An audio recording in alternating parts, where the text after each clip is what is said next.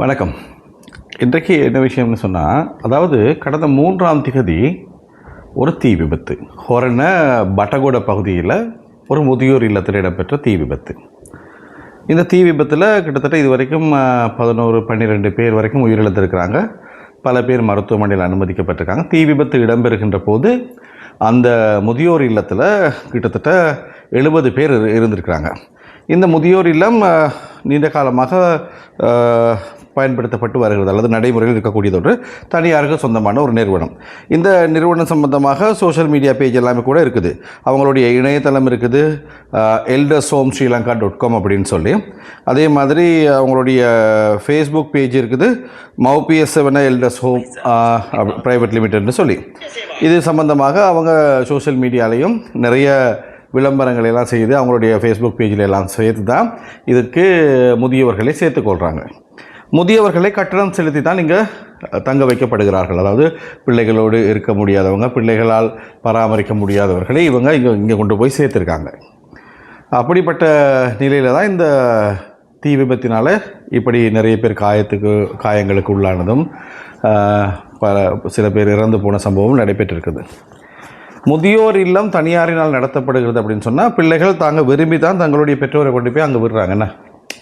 இப்போ சாதாரணமாக நாங்கள் கொழும்பு வீதியில் வாகனத்தில் போகும்போது கூட யாராவது நம்ம வண்டியை ஜன்னலை தட்டி காசு கேட்டால் வயசானவங்க, நான் முதல்ல யோசிக்கிற விஷயம், அந்த காசு கேட்குறவங்க மீது அனுதாபம் வருதோ இல்லையோ, அவர்களுக்கு பிள்ளைகள் இருந்தால் அந்த பிள்ளைகள் மீது எங்களுக்கு கோபம் வருது. இப்படி தங்களுடைய பெற்றோரை, அம்மாவை அப்பாவை நடு ரோட்டில் பிச்சை எடுக்க வச்சுட்டாங்களே அப்படின்னு சொல்லி. இப்போ என்னென்னு சொன்னால், இந்த முதியோர் இல்லத்திலையும் அனுமதி கட்டணமாக முதல்ல 75,000 கட்டுறாங்க.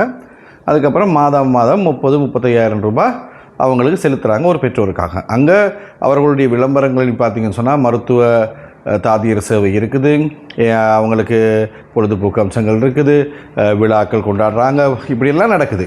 ஆனால் இப்போ கிட்டத்தட்ட 35,000 ஒரு பெற்றோருக்கு செலவழித்து அங்கே வைக்க முடியும்னா, ஏன் இந்த பெற்றோரை வீட்டில் வைத்து பராமரிக்க முடியாது, அல்லது தங்களுடைய உறவினர் வீடுகளை வைத்து பராமரிக்க முடியாது பிள்ளைகளுக்கு?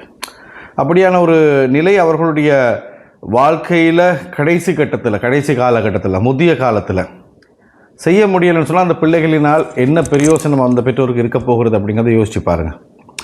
இது ஒரே இடத்துல இருந்து கிட்டத்தட்ட 12 முதியவர்கள் இறந்து போயிருக்கிறாங்க. அதில் சில பேர் கொஞ்சம் மனநலம் பாதிக்கப்பட்டவர்கள் அப்படின்னு சொல்லப்படுது.